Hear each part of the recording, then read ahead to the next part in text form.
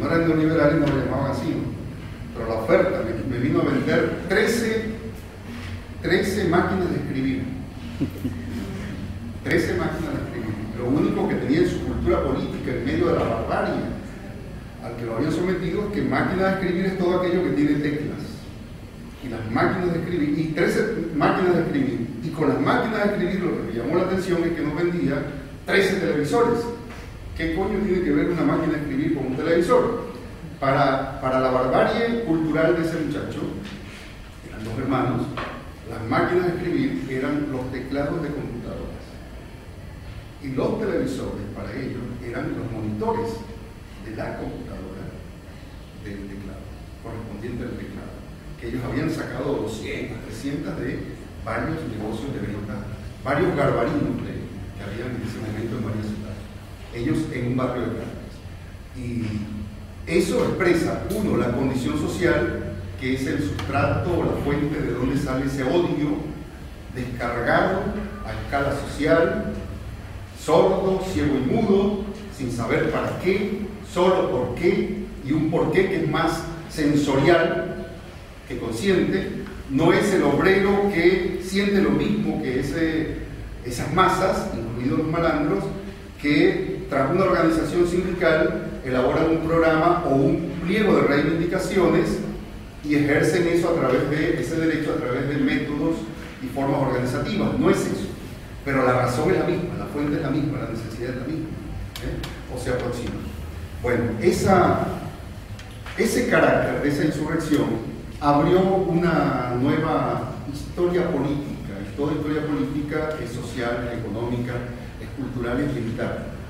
A los 2 años estaba partido el ejército en dos, pero partido en forma pública y oficial, porque en realidad se partió el día del Caracazo.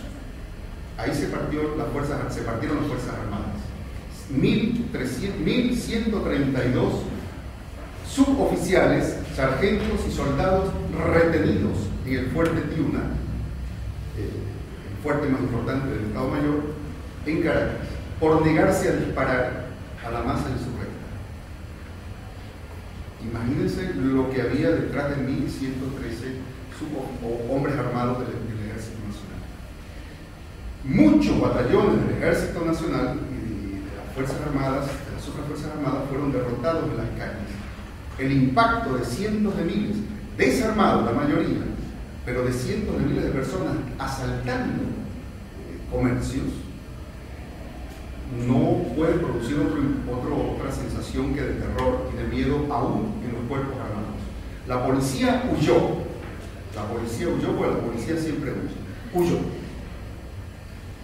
Cuando las masas salen a la calle con fuerza. El ejército no huyó, se partió. Un sector disparó y otro sector se negó a disparar. En muy buena medida, en muchos casos, como investigamos los días posteriores, semanas posteriores, porque era el hijo de la señora que estaba asaltando. Era el nieto de la abuelita que llevaba media res. No se sabe cómo con 75 años una señora puede llevar media res. No son las reses de acá de La Pampa de 4 metros, pero coño, son reses, pesan 400, 300 kilos. ¿Cómo llevaba 100 kilos arriba de media res esa señora? Bueno, pídanle la explicación a la hormiguita que lleva 10 veces más el kilo de lo que pesa. Esas cosas que solo producen grandes acontecimientos sociales. El hambre acumulada, la desesperación y la angustia acumulada hicieron eso. Si quieren ver esa foto o la foto de ese hecho, vean por esos medios maravillosos que se consiguen por internet las fotografías de la Revolución Bolivariana, pidan por Fraso. Francisco Solórzano, uno de los grandes fotógrafos del Caracazo. Perdón, dije de la Revolución Bolivariana, no, del Caracazo. Fotografía del Caracazo. Van a ver una señora de 75 años, 74 años, toda encorvada, cargando media res. Esa foto ganó el premio Cervantes, uno de esos que dan en Europa, a los acontecimientos de América Latina, y se ganó ese premio de imagen por eso. Y la otra es un grupo de vecinos asaltantes, de saqueadores, derrotando, haciendo correr a un batallón de las Fuerzas Armadas, del Ejército. Bueno, fotografías de esos quedaron como testimonios de las características generales de ese gran acontecimiento crucial para la historia venezolana y por rebote sucesivo a destiempo o a tiempos posteriores también para América Latina, o por lo menos para la América esa que bordea Venezuela, parcialmente por los efectos políticos que produjo en Venezuela. Al producir un movimiento nacionalista de izquierda como el chavismo, generó entonces efectos sobre el resto de América Latina, como es evidente cada vez que abren C5N o CNN o Canal TN o cualquiera de esos canales. Desde el ángulo negativo tienen que tomar cada cosa que dice, inclusive la que no dice Chávez o se produce en Venezuela.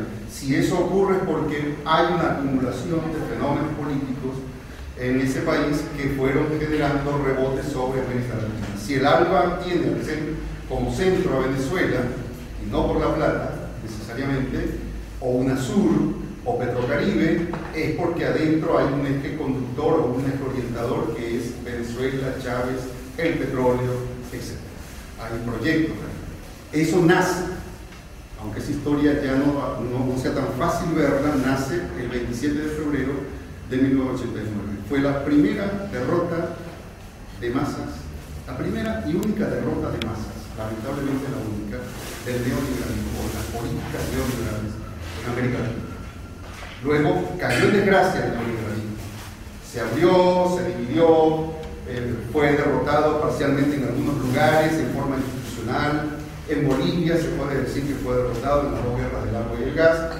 En Ecuador, años antes, en la guerra contemporáneo con Bolivia, en la insurrección de los ciudadanos de clase media e indígenas contra los tres gobiernos que representaban esas políticas neoliberales.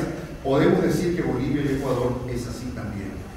Y en otros lugares, 10 años después, como acá, termina de caer en el año 2001-2002 por quiebra interna y por efectos de una insurrección más parcial que la venezolana, pero insurrección al fin, un fenómeno parecido a ese, ¿no? En el año 2001-2002, pero en realidad venía ya cayéndose a pedazos por diferencias entre ellos, agotamiento del modelo, etcétera, etcétera. Bueno, en Venezuela es más definido, la diferencia es solo esa, que es más definido. Un poderoso movimiento de masa impactó en todo el sistema de poder y quebró su política, la política que se inauguraba ese día en el gobierno. 27 de febrero, el presidente de la República, que tenía 27 días gobernando, iba a proclamar el discurso neoliberal de las políticas que venía a aplicar. Carlos Andrés Pérez había sido nacionalista, lo más similar al peronismo de acá, o al varguismo de Brasil, o al cardenismo de México, o al aprismo de Perú, originario, pasado, medio siglo atrás, de esas corrientes nacionalistas de medio siglo. Carlos Andrés Pérez había sido nacionalista entre el 45 y el 58. El 58, Acción Democrática, al que pertenecía este hombre, este presidente, segunda vez que gobernaba, ya venía en el 58 bajo mando de Washington. Ya era agente de su partido, representante de las políticas de Estados Unidos. Sin embargo, en el 75, la primera vez que gobernó, nacionalizó el petróleo, nacionalizó el hierro, aumentó los salarios cada 1 de mayo por 3 años consecutivos e hizo políticas populistas de sobra, montañas de políticas populistas con algunas medidas de carácter nacional recortado, atado a multinacionales, pero nacionalizando para el Estado del petróleo. Ese caballero, Carlos Andrés Pérez, con ese partido Acción Democrática, herederos de esa tradición, en el camino haciendo algunas cosas de ese tipo nacionalistas, en el año 92 volvió neoliberal. Como todas las corrientes nacionalistas de América Latina, todas una por una, ocuparon un rol de defensa del Estado-Nación o de la economía nacional en algún momento, por algún tiempo, en su país, y luego todas se devolvieron y quedaron atrapadas, agotadas en el tiempo. Bueno, Acción Democrática no se salvó. Y Carlos Andrés Pérez, de ser el nacionalista, uno de los grandes líderes del año 45, en el año 92 fue exactamente lo opuesto al nacionalismo neoliberal, pro-yanqui del consenso de Washington.